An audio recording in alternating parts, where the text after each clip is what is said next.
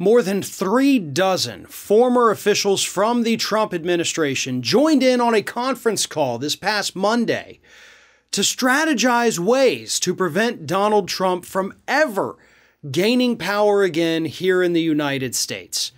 And these are people, again, who worked with him. They were from his administration, including people like former Chief of Staff General Mark Kelly. He was among the individuals that joined in on this phone call to figure out how to stop Donald Trump. Now, here's the problem, as CNN reports it. The only items the group seemed to agree upon in its first meeting, however, were that they're not sure what their way forward should be, and that they're way behind the efforts of former President Donald Trump and his allies to set the stage for 2022, 2024, and beyond. By the way, it was General John Kelly, not Mark Kelly. Don't know why I said Mark. It is John. Something in my head at the time told me it wasn't Mark, but I couldn't remember his name. It's John Kelly, not Mark Kelly. But anyway, so they have this phone call, and they say, correctly, we got to stop this guy from getting power, so what do? And the consensus is, we don't know. Brilliant. Wonderful. Really groundbreaking stuff here, guys. Look, I want you to succeed. I truly, truly do.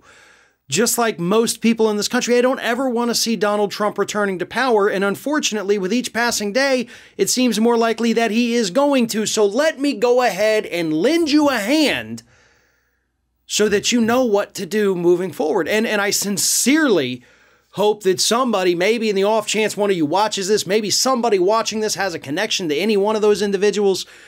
Here's what you do. And I actually talked about this on Ring of Fire a couple weeks ago. You put out ads featuring, get this, yourselves.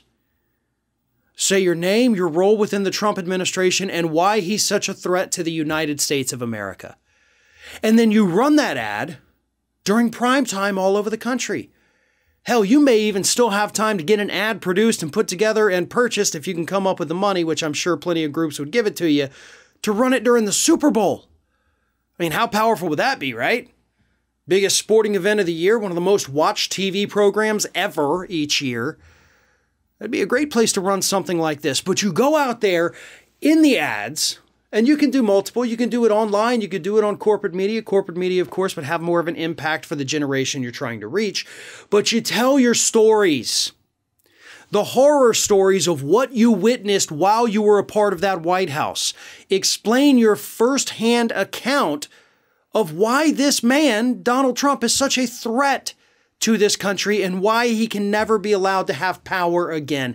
There you go. That's your way forward. And of course, you don't have to have all 36 of you on the same ad, to be honest. That would get a little crowded. 3 or 4 per ad, but run multiple different ads. And again, run it on the networks you know people are watching. That includes your regular broadcast networks. ABC, CBS, NBC. Throw some on Fox News. Run them as ads on YouTube. Put them on Facebook. That is the first step forward. And honestly, I'm a little shocked none of y'all came up with that, because it is obviously the clearest thing you can do. The simplest thing you can do. Beyond that, honestly, I don't know what you can do. What are you going to physically restrain the guy and prevent him from filing the paperwork to run for president again? No, you can't do that. So what you have to do is tell your stories.